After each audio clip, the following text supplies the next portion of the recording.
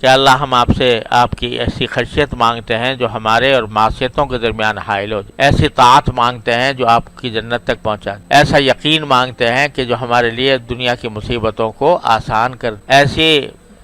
لیکن ساتھ ہی مانگتے ہیں کہ ہماری سماعت سلامت رہے آخر وقت، ہماری بینائی سلامت رہے آخر وقت تک، ہماری ساری قوتیں سلامت رہے آخر وقت تک،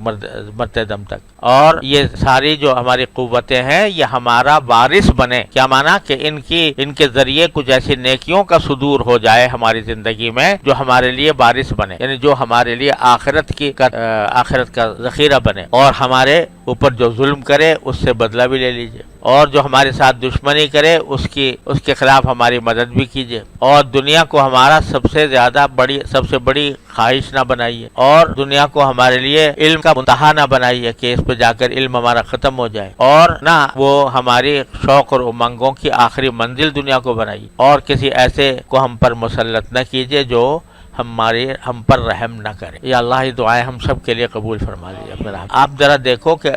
اگر یہ قبول ہو، یہ ایک دعا ہے رسول کریم صلی اللہ تعالیٰ ہمارے حق میں اس کو قبول فرما رہے، تو دنیا آخرت کی کوئی بھلائی ایسی نہیں ہے جو اس میں سمانا گئی۔ تو ایسی دعائیں مانگی ہیں رسول کریم صلی اللہ علیہ وسلم نے، یہ کرم فرمایا ہمارے اوپر۔ ہمیں تو مانگنا نہیں آتا نا، ہم کیا مانگ آتا ہی مانگ، تو سرکار دو عالم صلی اللہ علیہ وسلم سب کچھ سکھا گئے، یہاں تک کہ یہ بھی سکھا گئے کہ یہ مانگنے کا ڈھنگ یہ ہے، یہ مانگ، اور یہ بھی سکھا گئے کہ اگر مانگنا نہ آتا ہو تو مانگنا بھی اس سے مانگو۔ اللہم انی اسألک خیر المسألہ و خیر دعا، یا اللہ میں آپ سے اچھا سوال کرنا کی توفیق مانگتا ہوں، اچھی دعائیں کرنے۔ ہمارے حضرت والا حضرت حکیم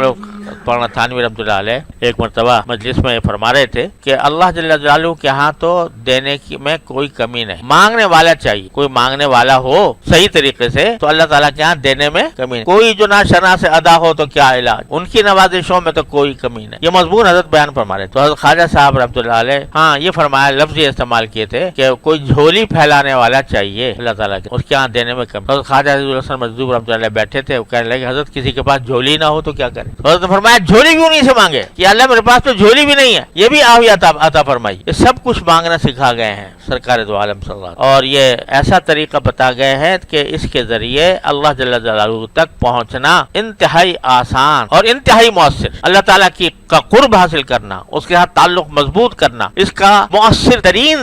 ایک ذریعہ دعا کی کثرت ہے۔ چلتے پھرتے اٹھتے بیٹھتے بھی آدمی ہر وقت کچھ نہ کچھ مانگتا رہے، اور یہ دعائیں جو ہیں رسول کریم صلی اللہ علیہ وسلم کی مانگی ہوئی، ان کو بھی اپنا وظیفہ بنائے۔ اللہ تعالیٰ اپنے رحمت سے، اپنے فضل و کرم سے ہم سب کو اس کی توفیق عطا فرمائے۔ سوشل میڈیا پر سب سے قدیم اور سب سے ریلائبل برانڈ درسقرآن.com